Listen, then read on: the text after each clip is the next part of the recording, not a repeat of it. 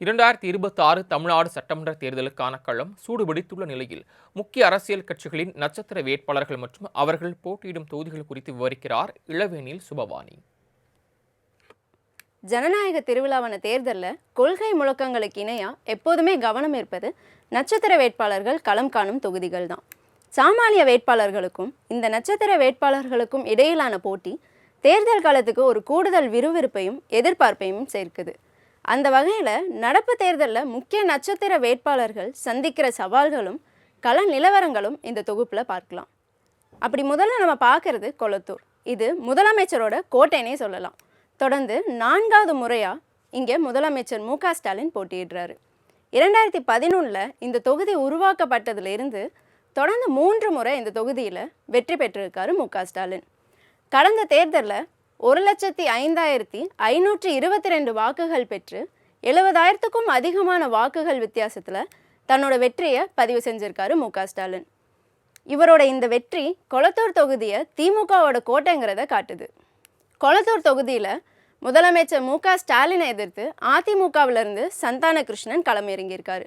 அதே போல் நாம் தமிழர் கட்சியிலிருந்து சவுந்தரபாண்டியனும் நடிகர் விஜய் தலைமையிலான தாவேகா சார்பில் முன்னாள் சட்டமன்ற உறுப்பினர் வி.எஸ். பாபுவும் போட்டியிடுறாங்க.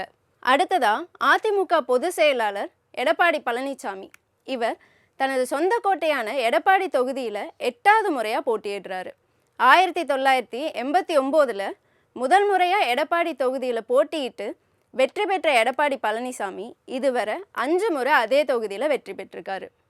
அதே போல் 2011 தொடங்கி தொடர்ச்சியாக 3 முறை இதே தொகுதியில் தன்னோட ஹேட்ரிக் வெற்றியையும் பதிவு செஞ்சுருக்காரு. கடந்த தேர்தலில் 1,63,154 வாக்குகள் பெற்று 93,000க்கும் அதிகமான வாக்குகள் வித்தியாசத்தில் மெகா வெற்றியை பெற்றிருக்காரு.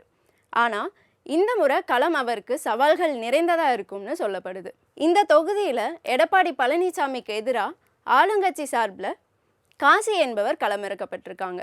2024 மக்களவை தேர்தலில் திமுக இதே தொகுதியில் கூடுதல் வாக்குகள் பெற்றதால் அதிமுகவோட கோட்டையை தகர்க்க முடியுங்கிற நம்பிக்கையில் திமுக களமிறங்கியிருக்கு. அதே போல் நாதாகா சார்பில் பிரியதர்ஷினியும் களமிறங்கப்பட்டிருக்காங்க.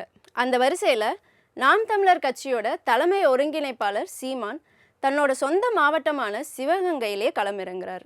கடந்த 2016 கடலூர்லேயும் 2021 திருவொற்றியூர்லேயும் போட்டியிட்ட சீமான் இந்த முறை காரைக்குடியை தேர்வு செஞ்சிருக்கார்.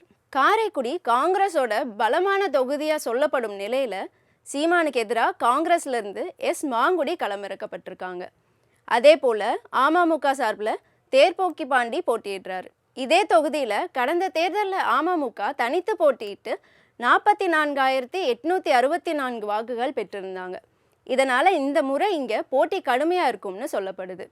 தொடர்ந்து தாவேகாவிலிருந்து பிரபு என்பவர் வேட்பாளராக களமிறக்கப்பட்டிருக்கார். அடுத்ததா வட சென்னையோட முக்கிய பகுதியான பெரம்பூர்லையும் மத்திய தமிழ்நாட்டோட முக்கிய தொகுதியான திருச்சி கிழக்கிலும் தாவேகா தலைவர் விஜய் போட்டியிடுறாரு. 2026 தமிழ்நாடு சட்டமன்ற தேர்தலில் முதல் முறையாக களம் காணும் விஜய் நேரடியாக போட்டியிடுற இந்த 2 தொகுதிகளும் இந்த தேர்தலோட மிக முக்கியமான நட்சத்திர தொகுதிகளாக மாறியிருக்கு. பெரம்பூரில் தாவேகா தலைவர் விஜய்க்கு மிகப்பெரிய சவாலாக பார்க்கப்படுபவர் திமுக வேட்பாளர் ஆர்.டி. சேகர். இவர் 2019 இடைத்தேர்தலையும் 2021 பொது தேர்தலையும் வெற்றி பெற்று இந்த தொகுதியில் தனக்கென ஒரு வலுவான வாக்கு வங்கியை உருவாக்கியிருக்காரு. அதே சமயம் பாமக வேட்பாளர் திலகபாமாவும் அதிமுக கூட்டணியின் ஆதரவோடும் நாதாகா வேட்பாளர் வெற்றி தமிழனும் களம் காண்பதால் இந்த தொகுதியில் கடும் போட்டி நிலவும்னு சொல்லப்படுது.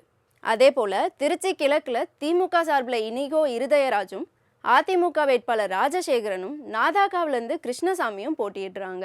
தமிழகத்தோட துணை முதலமைச்சரும் திமுக இளைஞரணி செயலாளருமான உதயநிதி ஸ்டாலின் மீண்டும் தன்னோட சொந்த தொகுதியான சேப்பாக்கம் திருவல்லிக்கேணி தொகுதியிலே போட்டியிடுறாரு.